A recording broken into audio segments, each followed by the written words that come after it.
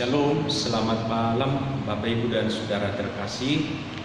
Sebelum kita melaksanakan ibadah Passion ini, satu hal yang perlu kami beritahukan kepada kita semua, bahwa acara ini akan kita bacakan, akan kita ikuti secara responsoria.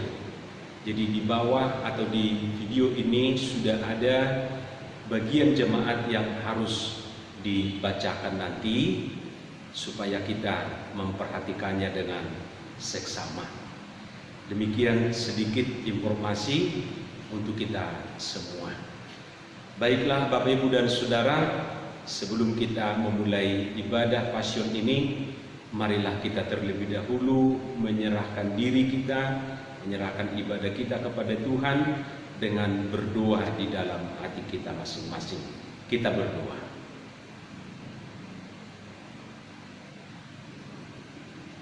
Amin. Kita bernyanyi dari buku WD nomor 84 ayat 1 dan ayat 3. Di ayat 3 nanti kita bangkit berdiri.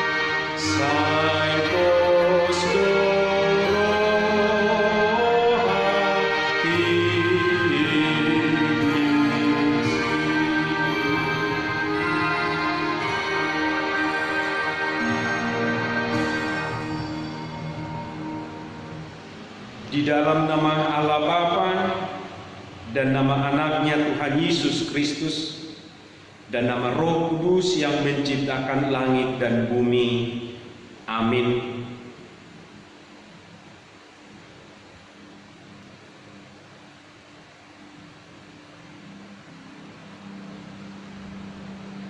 Marilah kita berdoa. Ya Allah Bapa kami dalam Tuhan Yesus, kami merendahkan hati bersyukur kepadamu sebab Engkau merelakan anakmu menderita dan mati di kayu salib untuk keampunan dosa kami.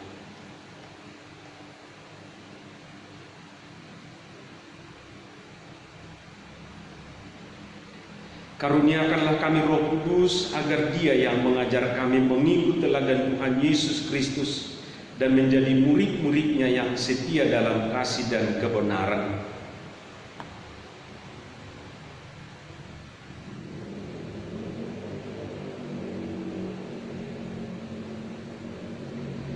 Ajarlah kami juga agar mau berbagi dan berkorban bagi sesama kami, memberikan hidup kami untuk kesejahteraan dan kebaikan dunia serta kemuliaan nama-Mu.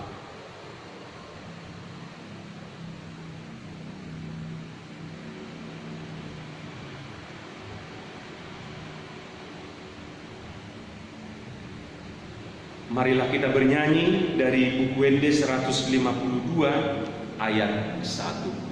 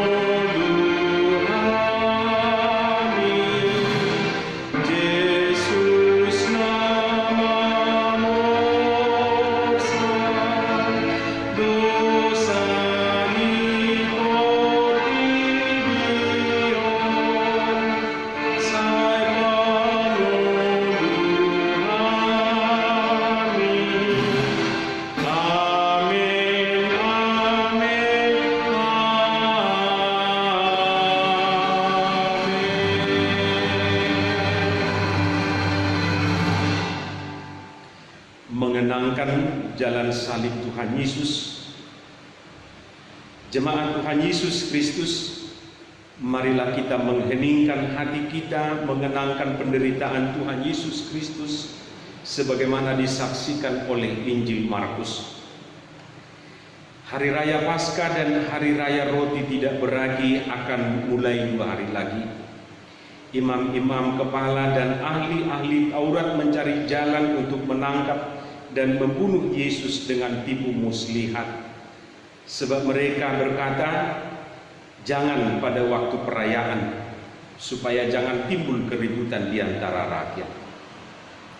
Saudara-saudara, ternyata Tuhan kita adalah korban persekongkolan para pemimpin agama dan masyarakat. Tipu muslihatlah dan bukan hukum berkeadilan yang dipakai untuk menangkap Tuhan Yesus. Dan kejahatan itu dirancang sistematis oleh pemimpin agama dan masyarakat, yaitu orang-orang saleh, berpandang dan terhormat. Biarlah fakta ini menggugurkan seluruh keangkuhan kita dan membuat gereja juga harus rendah hati dan menguasai diri agar tidak dikuasai oleh iri dan benci. Karena itu, marilah kita berdoa.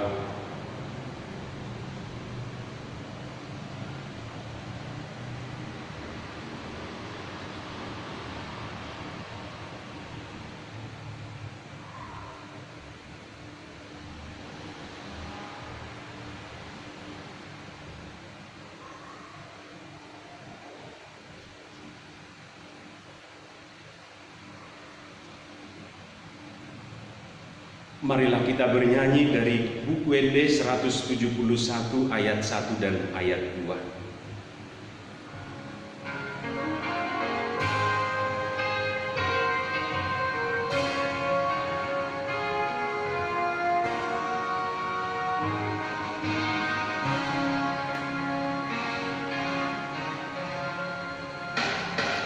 Tanda iman, sukati madot rohaku, uji maaf, pamanatut madalaku.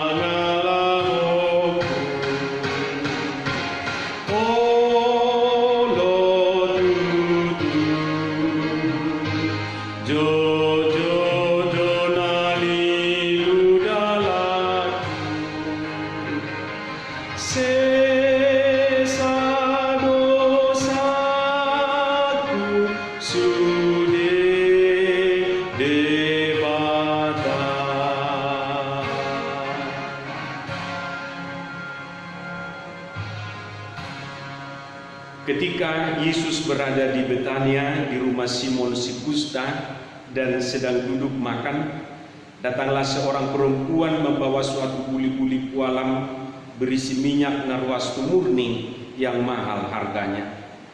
Setelah dipecahkannya leher buli-buli itu, dicurahkannya minyak itu ke atas kepala Yesus. Ada orang yang menjadi gusar dan berkata seorang kepada yang lain, "Untuk apa pemborosan minyak narwastu ini? Sebab minyak ini dapat dijual 300 dinar lebih dan uangnya dapat diberikan kepada orang-orang miskin." Lalu mereka memarahi perempuan itu.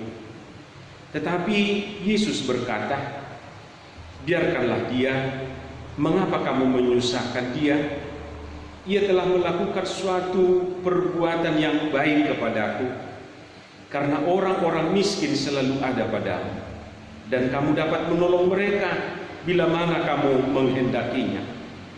Tetapi aku tidak akan selalu bersama-sama kamu." Ia telah melakukan apa yang dapat dilakukannya. Tubuhku telah diminyakinya sebagai persiapan untuk penguburanku.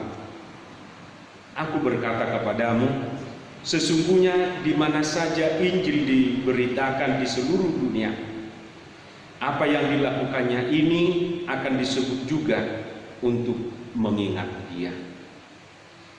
Biarlah kisah pengurapan Yesus ini memotivasi dan menginspirasi kita mempersembahkan yang paling baik, yang paling bagus dan yang paling indah, serta berharga kepada Tuhan dan sesama yang paling miskin, sakit, lemah dan terasing, yaitu mempersembahkan hati dan jiwa kita. Perempuan itu telah menumpahkan parfum yang termahal untuk meminyaki kepala Yesus sebelum penyaliban.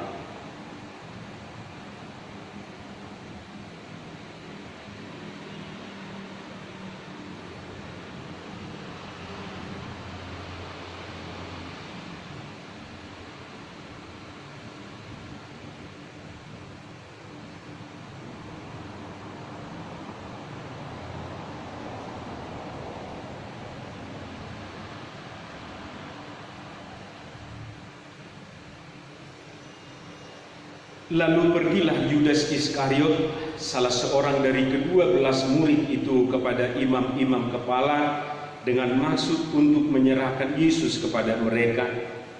Mereka sangat gembira waktu mendengarnya dan mereka berjanji akan memberikan uang kepadanya. Kemudian ia mencari kesempatan yang baik untuk menyerahkan Yesus. Saudara-saudara, Yesus dikhianati oleh murid dan sahabatnya sendiri, satu dari antara orang-orang yang terdekat dengannya. Lalu ada pertanyaan, apakah motif yang mendorong Judas mengkhianati guru dan Tuhannya? Uang, kekuasaan, kebencian dan dendam pribadikah? Hanya Judas dan Tuhanlah yang tahu. Namun baiklah kita catat bahwa dorongan untuk mendapatkan uang dan kekuasaan, sakit hati dan dendam bisa saja juga mendorong kita mengkhianati Tuhan dan sesama. Sebab itu marilah kita berdoa.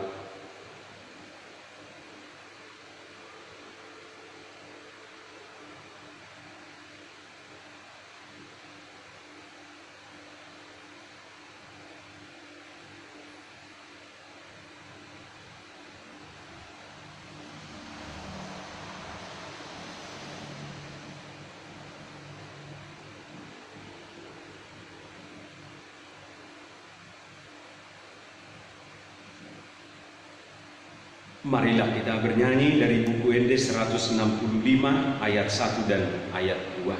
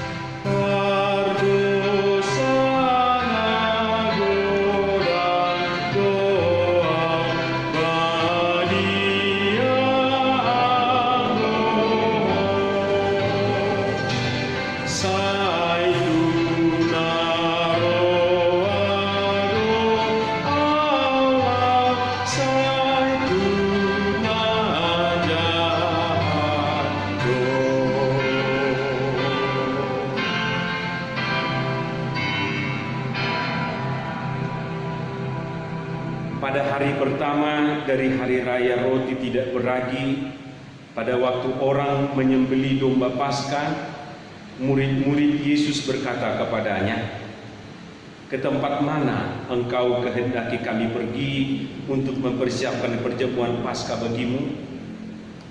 Lalu ia menyuruh 2 orang muridnya dengan pesan, "Pergilah ke kota. Di sana kamu akan bertemu dengan seorang yang membawa kendi berisi air. Ikutilah dia dan katakanlah kepada pemilik rumah yang dimasukinya, 'Pesan guru, di manakah ruangan yang disediakan bagiku untuk makan Paskah bersama-sama dengan murid-muridku?' Lalu orang itu akan menunjukkan kamu sebuah ruangan atas yang besar yang sudah lengkap dan tersedia. Disitulah kamu harus mempersiapkan perjamuan Paskah untuk kita." Maka berangkatlah kedua murid itu, dan setibanya di kota didapati mereka semua seperti yang dikatakan Yesus kepada mereka. Lalu mereka mempersiapkan Paskah. Setelah hari malam, datanglah Yesus bersama-sama dengan ke-12 murid itu. Ketika mereka duduk di situ dan sedang makan, Yesus berkata, "Aku berkata kepadamu, sesungguhnya seorang di antara kamu akan menyerahkan aku, yaitu dia yang makan dengan aku." Maka sedihlah hati mereka, dan seorang demi seorang berkata kepadanya, "Bukan aku ya Tuhan." Ia menjawab, "Orang itu ialah salah seorang dari kamu yang 12 ini. Dia yang mencelupkan roti ke dalam satu pinggan dengan aku. Anak manusia memang akan pergi sesuai dengan yang ada tertulis tentang dia, Akan tetapi celakalah orang yang olehnya Anak Manusia itu diserahkan. Adalah lebih baik bagi orang itu sekiranya ia tidak dilahirkan. Dan ketika Yesus dan murid-muridnya sedang makan, Yesus mengambil roti, mengucap berkat, memecah-mecahkannya, lalu memberikannya kepada mereka dan berkata, "Ambillah, inilah tubuhku." Sesudah itu ia mengambil cawan, mengucap syukur, lalu memberikannya kepada mereka, dan mereka semuanya minum dari cawan itu. Dan ia berkata kepada mereka, "Inilah darahku, darah perjanjian yang ditumpahkan bagi banyak orang. Aku berkata kepadamu, sesungguhnya aku tidak akan minum lagi hasil pokok anggur sampai pada hari aku meminumnya, yaitu yang baru dalam kerajaan Allah." Pada malam sebelum penyaliban, Tuhan mengadakan perjamuan dengan murid-muridnya. Inilah perjamuan kudus yang pertama dan menjadi dasar dari segala perjamuan kudus yang kita adakan selama ini. Melalui perjamuan kudus itu kita menerima tubuh dan darah Tuhan yang hadir dalam roti dan anggur. Melalui perjamuan kudus itu juga kita menerima pengampunan dosa, kehidupan baru dan keselamatan kita. Sebab itu, marilah kita berdoa.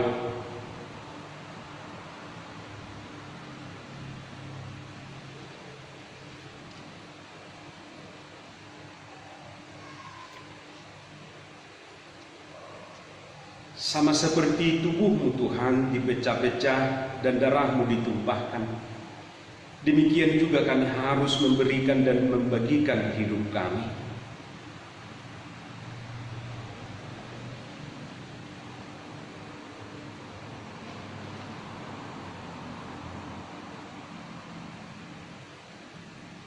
Sama seperti tubuhmu Tuhan dipecah-pecah dan darahmu ditumpahkan, demikian juga kami harus memberikan dan membagikan hidup kami.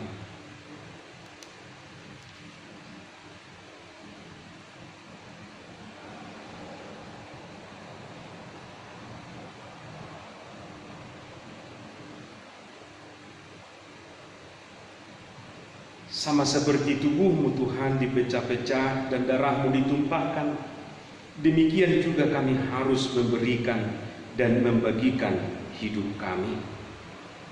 Mari kita bernyanyi dari buku MD 81 ayat 1 dan ayat 3.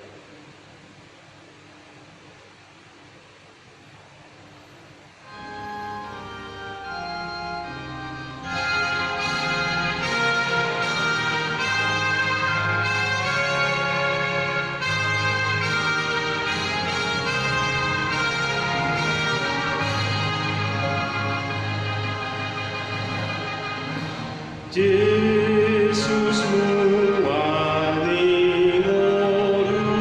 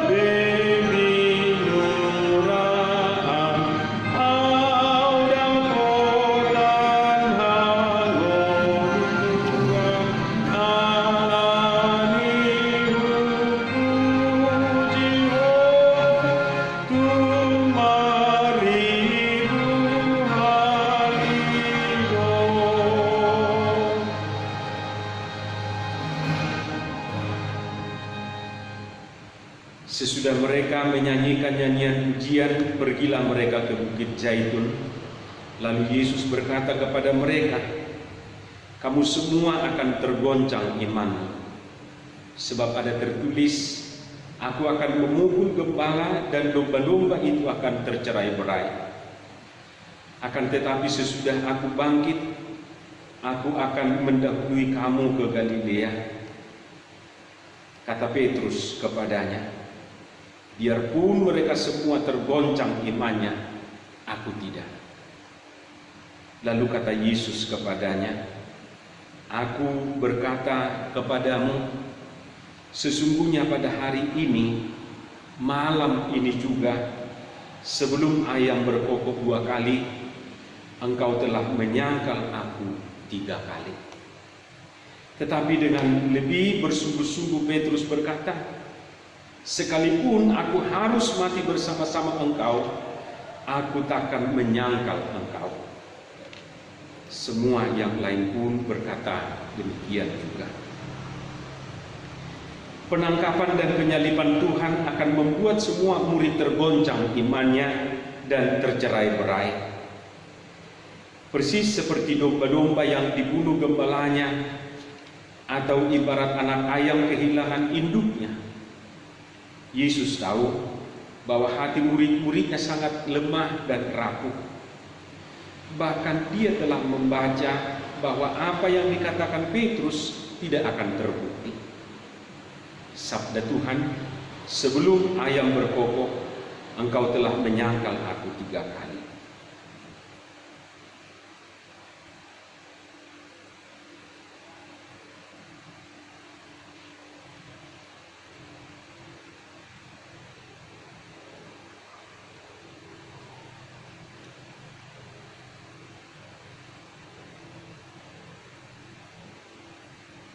Marilah kita bernyanyi dari buku Ende nomor 408 ayat 1.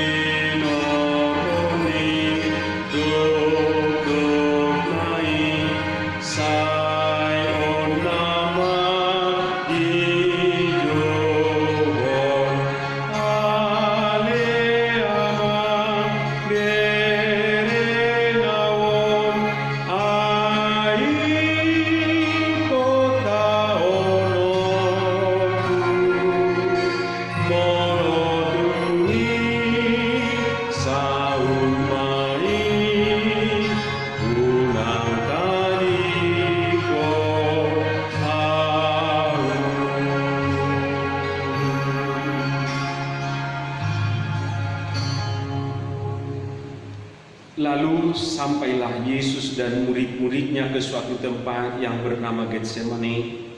Kata Yesus kepada murid-muridnya, "Duduklah di sini sementara aku berdoa."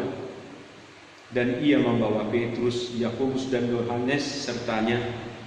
Ia sangat takut dan gentar, lalu katanya kepada mereka, "Hatiku sangat sedih, seperti mau mati rasanya. Tinggallah di sini dan berjaga-jagalah." Ia maju sedikit, merebahkan diri ke tanah dan berdoa supaya sekiranya mungkin saat itu lalu daripadanya. Katanya, "Ya Abba, ya Bapa, tidak ada yang mustahil bagimu. Ambillah cawan ini daripadaku. Tetapi janganlah apa yang aku kehendaki, melainkan apa yang Engkau kehendaki." Setelah itu ia datang kembali dan mendapati ketiganya sedang tidur. Dan ia berkata kepada Petrus, "Simon, sedang tidurkah engkau? Tidakkah engkau sanggup berjaga-jaga 1 jam? Berjaga-jagalah dan berdoalah, supaya kamu jangan jatuh ke dalam pencobaan. Roh memang penurut, tetapi daging lemah. Lalu ia pergi lagi dan mengucapkan doa yang itu juga. Dan ketika ia kembali pula, ia mendapati mereka sedang tidur. Sebab mata mereka sudah berat dan mereka tidak tahu jawab apa yang harus mereka berikan kepadanya. Kemudian ia kembali untuk ketiga kalinya dan berkata kepada mereka, tidurlah sekarang dan istirahatlah. Cukuplah. Saatnya sudah tiba. Lihat, Anak Manusia diserahkan ke tangan orang-orang berdosa. Bangunlah. Marilah kita pergi. Dia yang menyerahkan aku sudah dekat. Pada malam sebelum penyaliban itu, Yesus sangat takut dan gentar dan sedih. Dia berdoa di Taman Getsemani untuk berjuang memenangkan kehendak Allah, Sang Bapa, penderitaan dan kematiannya disalib. Kisah tentang Yesus yang merasa sendirian dan ketakutan di Taman Getsemani ini menjadi kekuatan bagi semua orang yang berduka dan bersedih, bagi orang yang lemah dan takut. Tuhan juga pernah menghadapi malam-malam yang gelap dan gulita. Tuhan pernah merasa takut dan sedih. Tentulah Dia sekarang sangat tahu dan menghayati perasaan kita juga. Karena itu, marilah kita berdoa sama seperti Yesus.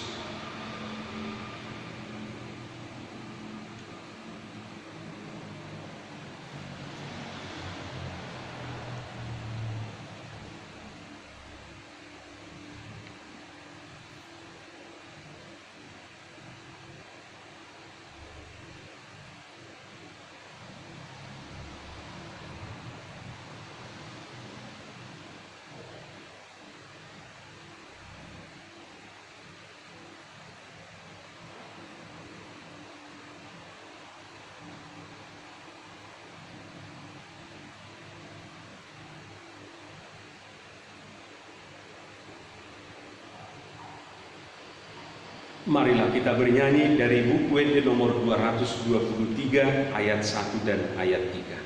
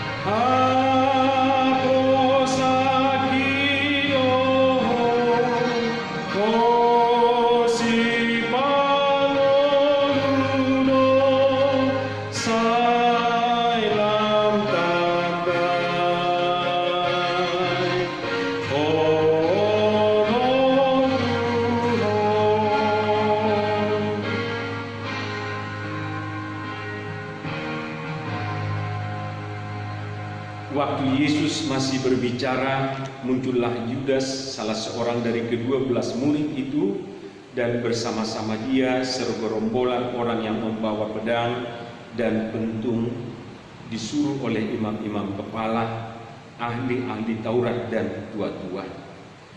Orang yang menyerahkan dia telah memberitahukan tanda ini kepada mereka. Orang yang akan kucium, itulah dia, tangkaplah dia dan bawalah dia dengan selamat. Dan ketika ia sampai di situ, ia segera maju mendapatkan Yesus dan berkata, "Rabi," lalu mencium dia. Maka mereka memegang Yesus dan menangkapnya. Salah seorang dari mereka yang ada di situ menghunus pedangnya, lalu menetakannya kepada hamba imam besar sehingga putus telinganya.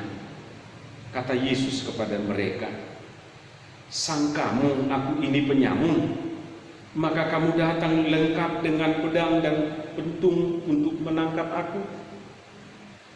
Padahal tiap-tiap hari aku ada di tengah-tengah kamu, mengajar di bait Allah, dan kamu tidak menangkap aku. Tetapi haruslah digenapi yang tertulis dalam kitab suci." Yudas, si murid pengkhianat itu, datang bersama-sama gerombolan orang berpedang dan berpentung, suruhan pemimpin-pemimpin agama dan masyarakat untuk menangkap Yesus. Yesus bukanlah penjahat. Yesus tidak bersenjata dan tidak pernah menghimpun kekuatan.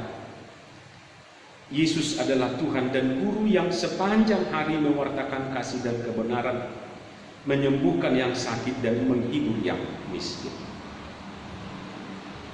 Lalu semua murid itu meninggalkan dia dan melarikan diri. Saudara-saudara, Alkitab mengatakan semua murid Yesus meninggalkan dia dan melarikan diri saat Guru dan Tuhannya ditangkap. Sekali lagi, semua muridnya meninggalkan dia dan melarikan diri. Seandainya kita ada di sana pada malam penangkapan itu, beranikah kita tidak melarikan diri?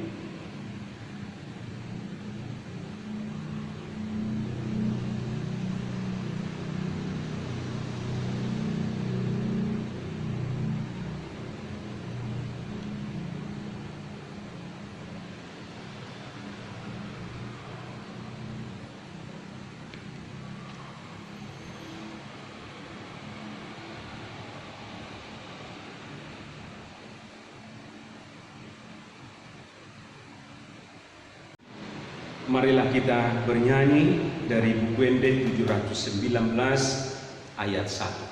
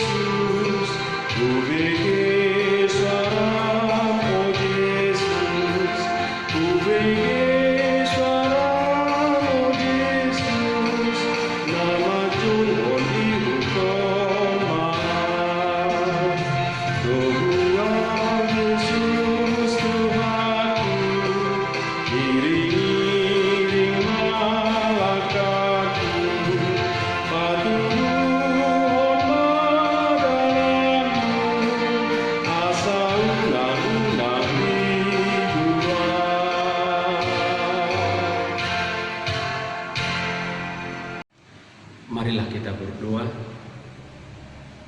Kasih karunia dan damai sejahtera dari Allah Bapa dan dari anaknya Tuhan Yesus Kristus kiranya menyertai kamu sekalian.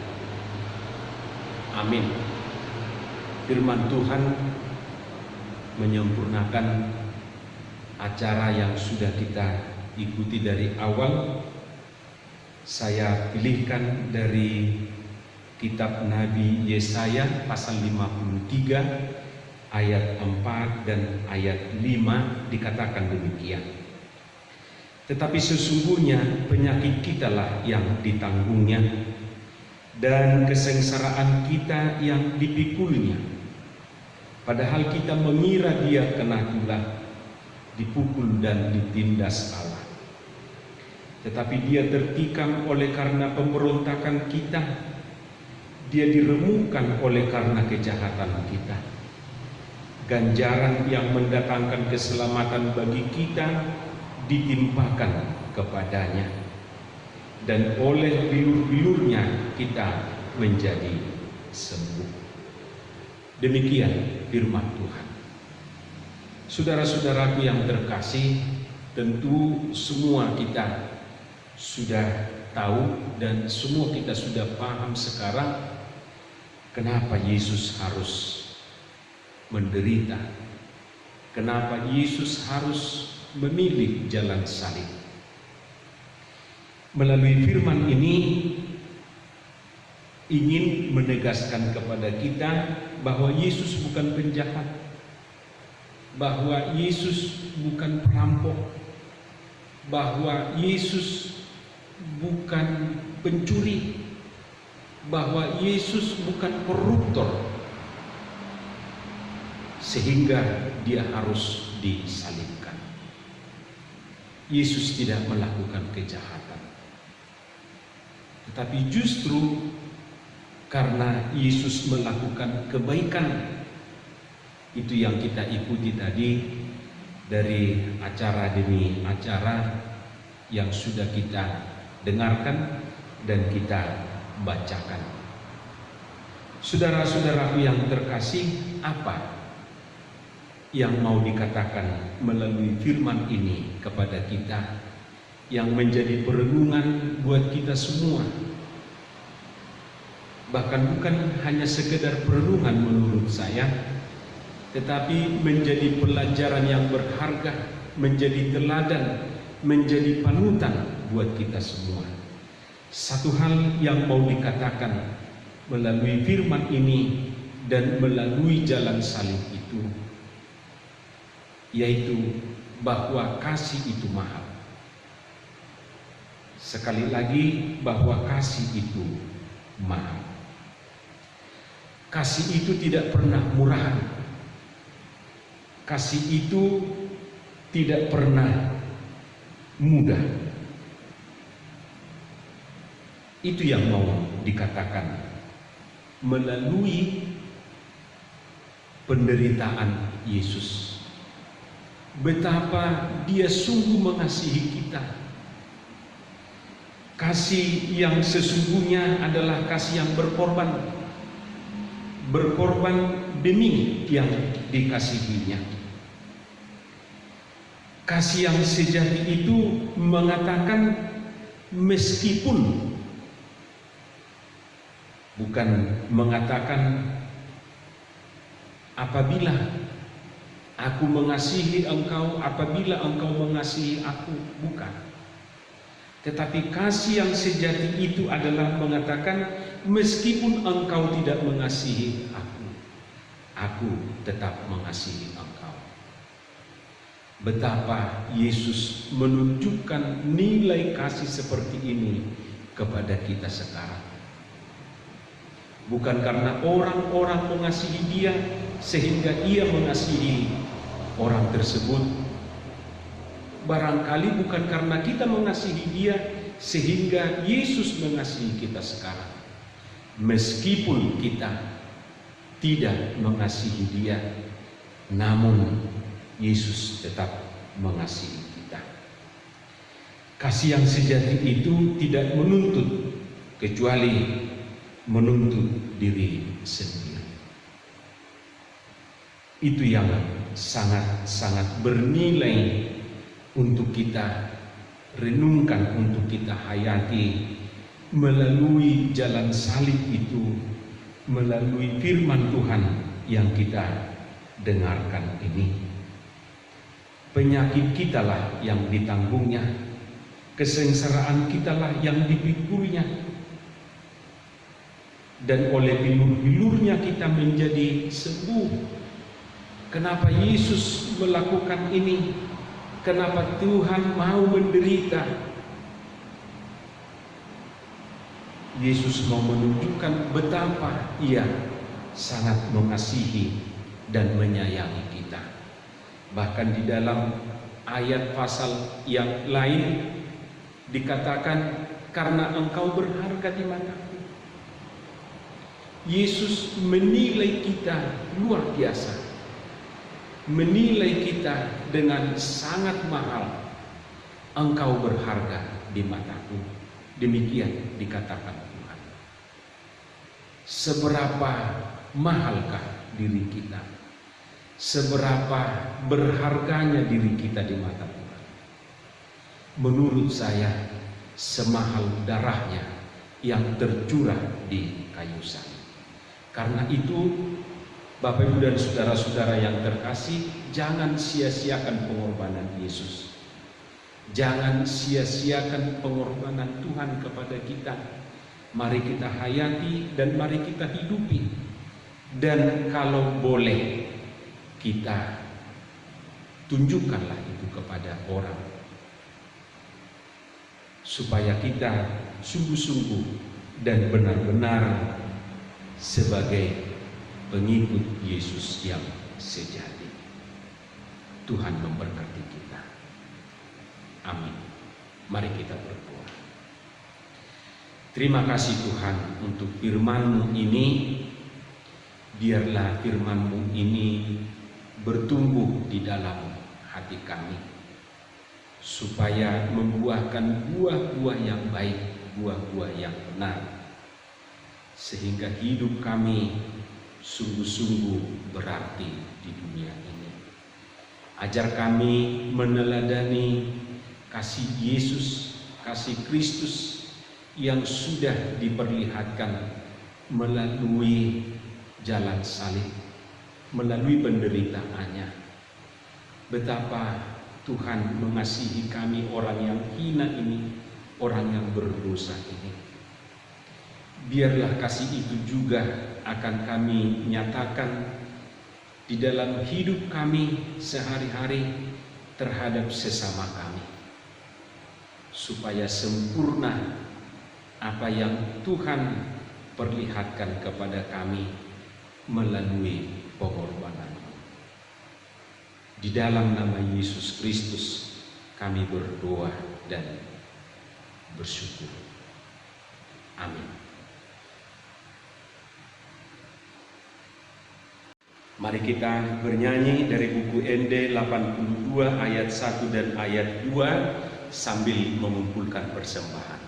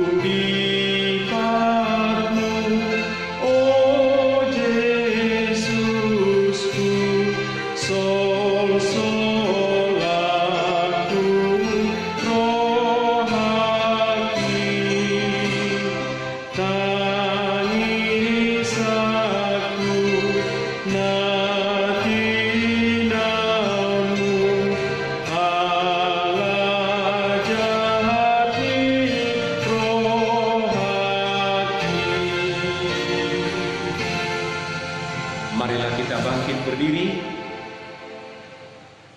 Kita berdoa untuk menyerahkan persembahan kita kepada Tuhan. Kita berdoa. Ya Allah Bapa kami yang di surga, kami mengaku bahwa Tuhan adalah sumber dari segala karunia yang melimpah dalam kehidupan kami masing-masing.